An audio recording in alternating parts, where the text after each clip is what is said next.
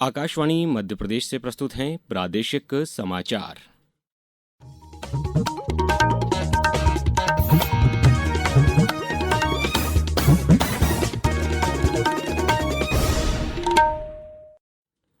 नमस्कार, समाचारों के साथ मैं अभिषेक कटियार। सबसे पहले इस बुलेटिन के मुख्य समाचार।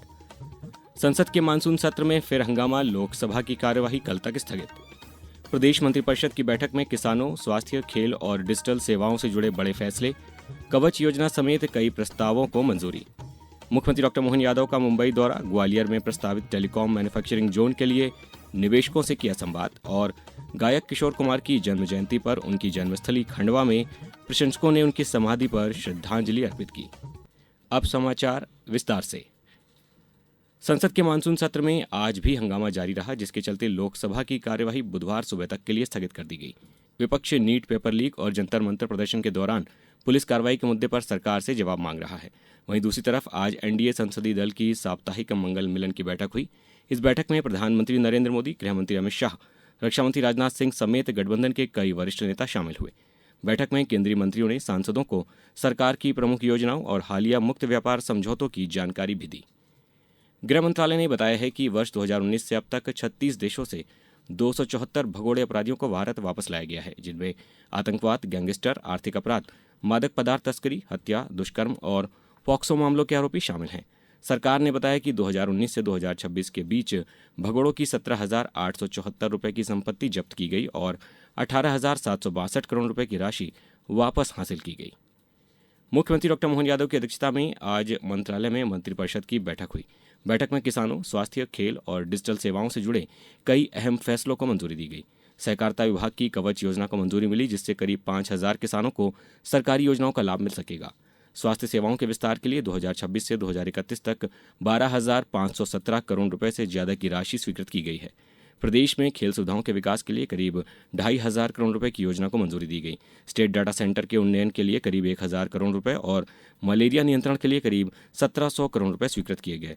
प्रदेश के लोक निर्माण मंत्री राकेश सिंह ने बताया, जनजातीय कार्य विभाग में शिक्षकों के लिए चतुर्थ क्रमोन्नत वेतनमान योजना भी प्रारंभ हो रही है। जो सहायक शिक्षक हैं, प्राथमिक शिक्षक हैं और उच्च श्रेणी के या फिर माध्यमिक शिक्षक, इनको 30 वर्ष की सेवा के बाद तृतीय क्रमोन्नत वेतनमान का लाभ मिलने जा रहा है। स्कूल शिक्षा विभाग और अन्य विभागों में पहले से ही चौथा समयमान वेतनमान प्राप्त उनको हो रहा है। इसलिए जनजातीय कार्य विभाग में भी 1 जुलाई 2023 या उसके बाद 35 साल की सेवा पूर्ण करने पर चौथे क्रमोन्नत वेतनमान देने का प्रस्ताव रखा गया है। अब समाचारों में वक्त है एक ब्रेक का। ये समाचार आप आकाशवाणी मध्य प्रदेश से सुन रहे हैं। ये समाचार बुलेटिन YouTube पर Madhya Pradesh news all India radio channel पर और Facebook के साथ ही X प्लेटफॉर्म पर AIR न्यूज भोपाल पेज पर सुने जा सकते हैं। इसके अलावा आप हमारी वेबसाइट newsonair.gov.in पर या न्यूज ऑन AIR ऐप पर भी समाचार सुन सकते हैं। मुख्यमंत्री डॉक्टर मोहन यादव आज निवेश मिशन के तहत मुंबई पहुंचे। यहां उन्होंने केंद्रीय मंत्री ज्योतिरादित्य सिंधिया के साथ दूरसंचार विनिर्माण क्षेत्र के निवेशकों की पहली रोड शो और निवेशक बैठक में हिस्सा लिया। इस बैठक में ग्वालियर में प्रस्तावित देश के पहले टेलीकॉम मैन्युफैक्चरिंग जोन में निवेश की संभावनाओं पर चर्चा हुई।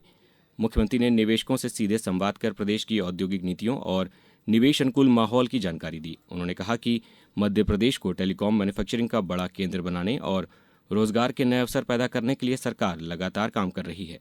इस दौरान देश की कई प्रमुख दूरसंचार कंपनियों के प्रतिनिधि भी मौजूद रहे। बदलते दौर में राज्यों के बीच भी सौहार्दपूर्ण संबंध बनाने के लिए मध्य प्रदेश ने कई रिकॉर्ड बनाए हैं। मध्य प्रदेश सरकार कोशिश कर रही कि सभी प्रकार के अनुकूलता के अवसरों को यथार्थपरक योजनाओं के बलबूते पर उनको भारत सरकार के साथ कदम से कदम मिला के चलने के लिए राज्य को नंबर 1 के राज्य में ले जाएं। तो आइए हम सब मिलकर के आज के इस अवसर का लाभ लें। स्वर सम्राट किशोर कुमार की जन्म जयंती पर उनकी जन्मस्थली खंडवा में देश भर से पहुंचे हजारों प्रशंसकों ने उनकी समाधि पर श्रद्धांजलि अर्पित की। पूरे दिन समाधि परिसर में उनके सदाबहार गीत गूंजते रहे और संगीत प्रेमियों ने उनके पैतृक निवास का भी भ्रमण किया। समाधि स्थल पर आयोजित सांस्कृतिक कार्यक्रमों में कलाकारों ने किशोर कुमार के लोकप्रिय गीतों की प्रस्तुति दी। इस मौके पर जनप्रतिनिधियों और अधिकारियों ने केक काटकर जन्मोत्सव मनाया। अब से कुछ देर बाद किशोर नाइट का आयोजन होगा, जिसमें गायक पी गणेश और प्रीति जोशी प्रस्तुति देंगे। दतिया उपचुनाव में हार के बाद भाजपा में मंथन तेज हो गया है। आज भोपाल में मुख्यमंत्री डॉक्टर मोहन यादव के निवास पर हुई बैठक में हार के कारणों और भीतरघात की शिकायतों पर चर्चा हुई। भाजपा ने हार की जांच के लिए 2 सदस्यीय समिति बनाई है जो जमीनी रिपोर्ट तैयार करेगी। प्रदेश अध्यक्ष हेमंत खंडेलवाल ने कहा कि अनुशासन तोड़ने वालों पर कार्रवाई की जाएगी। प्रदेश के खाद्य मंत्री गोविंद सिंह राजपूत ने अधिकारियों को अगस्त और सितंबर की राशन सामग्री 31 अगस्त तक हितग्राहियों को देने के निर्देश दिए हैं। उन्होंने कहा कि 15 अगस्त तक राशन का 100% उठाव कर उचित मूल्य दुकानों पर भंडारण पूरा किया जाए। अंत्योदय योजना के परिवारों को 35 किलो और प्राथमिकता के परिवारों को 5 किलो प्रति सदस्य राशन दिया जाएगा। दोनों श्रेणी के हितग्राहियों को 1 किलो नमक भी मिलेगा। राशन वितरण के समय POS मशीन में 2 बार बायोमेट्रिक सत्यापन किया जाएगा। राशन परिवहन की GPS से निगरानी होगी और गड़बड़ी मिलने पर दोषियों पर सख्त कार्रवाई की जाएगी।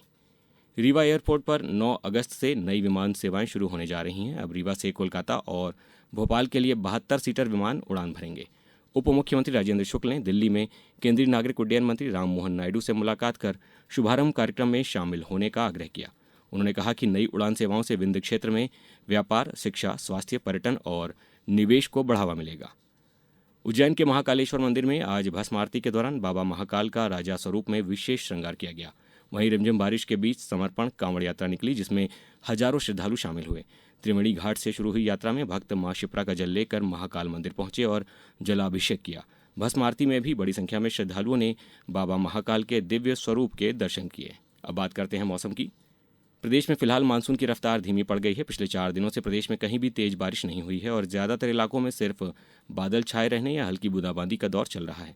मौसम विभाग का कहना है कि आज और कल ऐसा ही मौसम बना रहेगा। हालांकि 6 अगस्त से पश्चिमी विक्षोभ के असर से कई जिलों में फिर से तेज बारिश शुरू हो सकती है। अब कुछ समाचार संक्षेप में। गुना जिले के विभिन्न विकास खंडों में 10 से 14 अगस्त तक रोजगार शिविरों का आयोजन किया जाएगा। झाबुआ के जवाहर नवोदय विद्यालय चयन परीक्षा 2027 के लिए ऑनलाइन आवेदन की अंतिम तिथि बढ़ाकर 7 अगस्त कर दी गई है। अशोकनगर जिले की आदिवासी बस्ती बमनावर के बच्चों को गुणवत्तापूर्ण प्रारंभिक शिक्षा को बढ़ावा देने के उद्देश्य से आज बाल चौपाल का आयोजन किया गया। राजगढ़ में बलराम कृषि महोत्सव का आयोजन 9 अगस्त को किया जाएगा। मंडला में आयोजित साप्ताहिक जन सुनवाई में कलेक्टर ने अधिकारियों को सभी आवेदनों का समय सीमा में निराकरण करने के निर्देश दिए और मुख्यमंत्री जन विश्वास अभियान के तहत आगरमालवा जिले में 7 अगस्त से विभिन्न स्थानों पर शिविरों का आयोजन किया जाएगा। अंत में मुख्य समाचार एक बार फिर। संसद के मानसून सत्र में फिर हंगामा, लोकसभा की कार्यवाही कल तक स्थगित। प्रदेश मंत्रिपरिषद की बैठक में किसानों, स्वास्थ्य, खेल और डिजिटल सेवाओं से जुड़े बड़े फैसले, कवच योजना समेत कई प्रस्तावों को मंजूरी। मुख्यमंत्री डॉक्टर मोहन यादव का मुंबई दौरा, ग्वालियर में प्रस्तावित टेलीकॉम मैन्युफैक्चरिंग जोन के लिए निवेशकों से किया संवाद और गायक किशोर कुमार की जन्म जयंती पर उनकी जन्मस्थली खंडवा में प्रशंसकों ने उनकी समाधि पर श्रद्धांजलि अर्पित की। इस बुलेटिन में इतना ही। अगला बुलेटिन सुनिए सुबह 7:10 पर। नमस्कार।